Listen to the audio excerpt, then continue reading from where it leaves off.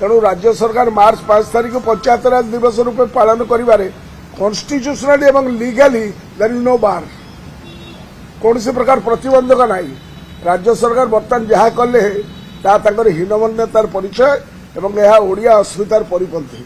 कारण प्रवाद पुरुष विजु पट्टनायक थे ओडिया अस्मितार प्रतीक। यह को जो प्रकार भाव में विजु बाबू अस्मिता को लुचई देवाई चेष्टा करा जाउची विजु बाबू अन्य नाम इज सिनोनिमस विथ ओडिया अस्मिता। जो ओडिया अस्मिता कहीकि आसिकी एमाने जो फार्स चलई तार आज पर्दाफाश है तेणु आपको आम टोटाली हीनमान्यतार परिचय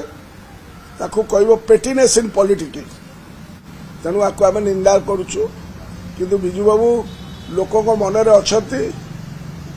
एवं ओडिशा रे अछंती भारत वर्ष रे एकमात्र लोक जहाँ को मर शरीर उपरे तीनिटा देशर पताका पड़ीला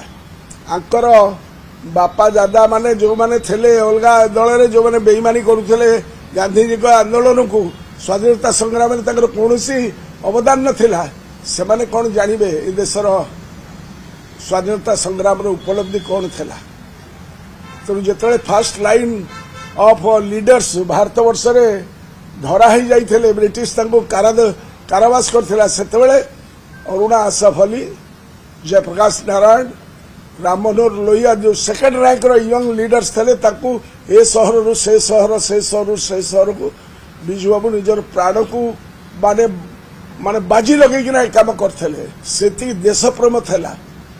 एमाने तो देश को प्रेम करती नहीं ना जातीय पताका को प्रेम करते तेणु एमाने दिखावा करुचती आम बहुत बहुत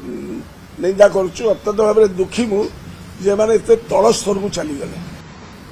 ओडिशार इतिहास सहित खेलवाई से चेष्टा करुँच भारत इतिहास को कलुषित करुँच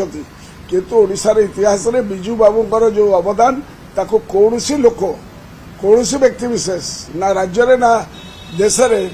पंचायत राज व्यवस्था प्रति विजु बाबूंकर जो विजन था 1960s रु से कार्यक्रम अलग कई करें तेणु से इतिहास रे लिपिबद्ध होकर रही जिते छोट करने चिंता कले ओडिशावासी केबे विजु बाबू को भूलिबे नहीं।